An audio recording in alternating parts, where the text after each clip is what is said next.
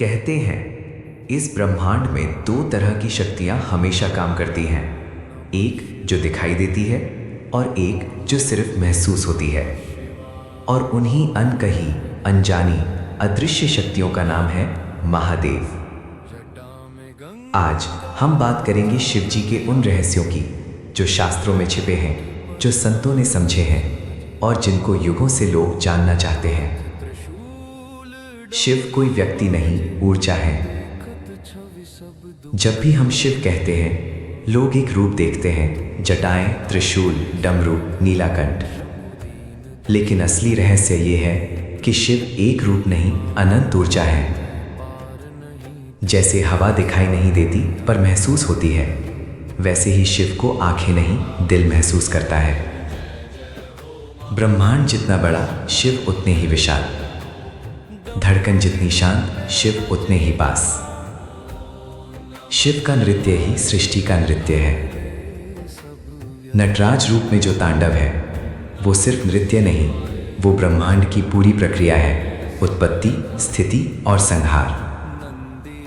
शास्त्र कहते हैं जब शिव तांडव करते हैं तो सिर्फ ब्रह्मांड नहीं हिलता, हर इंसान के भीतर का डर, पीड़ा, भ्रम, दुर्बलता सब टूट जाता है। शिव का तांडव एक संदेश है, पुराना टूटेगा तभी नया बनेगा।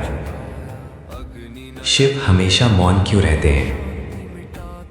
कितने लोग हैं जो मन को शांत करना चाहते हैं पर सफल नहीं होते, लेकिन शिव का मौन कहीं गहरा है। वो मौन इसलिए नहीं कि उनके पास कहने को कुछ नहीं, वो मौन है क्योंकि जो अनंत को जानता है वो कम बोलता है। उनका मौन ही मंत्र है, उनकी शांति ही शक्ति है, उनका सन्नाटा ही साधना है। शिव किसी धर्म से बंधे नहीं, ये सबसे बड़ा रहस्य है। शिव किसी जाति, किसी धर्म, किसी सीमा में कैद नहीं। ना उनका कोई जन्म है, ना कोई आरंभ, ना कोई अंत। वो पर्वतों में बसते हैं पर दिलों में रहते हैं। हर धर्म में, हर संस्कृति में एक ऐसी शक्ति का उल्लेख है जो सृष्टि से भी पुरानी है, वही शक्ति शिव है। शिव को महादेव क्यों कहा गया? जब देवता भी हार जाते हैं, जब दुनिया किसी समाधान तक नहीं पहुंचती, जब ब्रह्मांड भी असंतुलित होने लगता है, तब एक ही शक्ति को पुकारा जाता है, महादेव। शिव को महादेव इसलिए कहा गया क्योंकि वो देवताओं के देवता हैं, जो किसी पद से नहीं बल्कि अपने त्याग की शक्ति से महान बने। उनका साम्राज्य सिंहासन पर नहीं, तप, संयम और करुणा पर टिका है। शिव क्यों भस्म लगाते हैं? लोग सोचते हैं भस्म का मतलब मृत्यु है, पर असली रहस्य अलग है। शिव भस्म इसलिए लगाते हैं क्योंकि ये याद दिलाती है कि दुनिया की हर चीज नश्वर है। शरीर मिट्टी है, नाम मिट्टी है, पर कर्म वही अमर है। शिव क्रोधित क्यों होते हैं? कई लोग पूछते हैं शिव इतने शांत हैं तो क्रोधित क्यों? क्योंकि उनका क्रोध विनाश का नहीं, अन्याय के अंत का क्रोध है। उनका क्रोध किसी को जलाने नहीं आता, बल्कि उन चीजों को मिटाने आता है जो सत्य के रास्ते में बाधा है। ये क्रोध भी करुणा है। शिव की तीसरी आंख। तीसरी आंख का अर्थ सिर्फ विनाश नहीं है, उसका अर्थ है सत्य को देखना, भ्रम के पार जाना, वास्तविकता को पहचानना।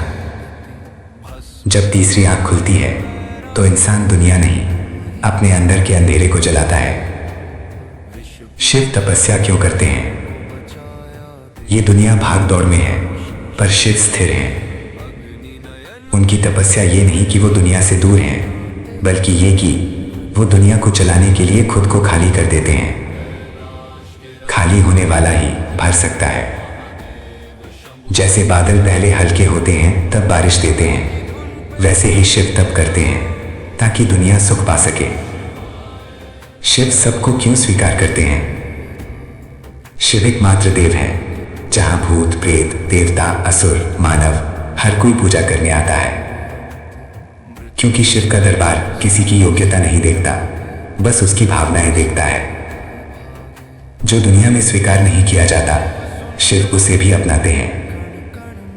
नीलकंठ का अर्थ है समुद्र मंथन में हलाहल जब निकला तो कोई उसे छूने तक तैयार नहीं था, पर शिव ने पूरी दुनिया बचाने के लिए उस विष को पी लिया। वो आज भी गले में नीला रंग लिए हमें ये याद दिलाते हैं, दूसरों के लिए त्याग करना ही असली देवत्व है। शिव और समय का संबंध। कहते हैं समय भी शिव के भीतर से निकलता है, क्योंकि शिव कालनाथ है, उन पर समय का असर नहीं, वो काल को जन्म देने वाले हैं। इसलिए जो शिव को समझ लेता है वो समय से डरना छोड़ देता है। शिव का प्रेम। शिव का प्रेम शांत है, वो परवाह करते हैं पर दिखाते नहीं। गंगा को सिर पर रखते हैं, चंद्रमा को माथे पर और दुनिया को दिल में। उनका प्रेम अधिकार नहीं, सहयोग है। शिव का परिवार साधारण नहीं, प्रतीक है। नंदी धैर्य का प्रतीक, गणेश बुद्धि का, कार्तिकेय शौर्य का, पार्वती शक्ति का और शिव सबको जोड़ने वाली चेतना का। सबसे बड़ा रहस्य, सबसे गहरी बात, शिव कहीं बाहर नहीं, वो अंदर है, सांसों के बीच, धड़कनों के आसपास, मन की शांति में वो हमेशा मौजूद है। जब मन टूटता है, जब रास्ते खत्म हो जाते हैं, जब दुनिया सुनी हो जाती है, तो एक आवाज आती है, मैं हूं, चिंता मत कर। वही शिव है, वही हमारा साहस, वही हमारा आधार, वही हमारी ऊर्जा है। जो भी शिव को समझने की कोशिश करता है वो खुद को समझने लगता है। शिव रहस्य नहीं, अनुभूति है, और जब ये अनुभूति जागती है, इंसान बदलता नहीं, जन्म लेता है। ओम नमः शिवाय।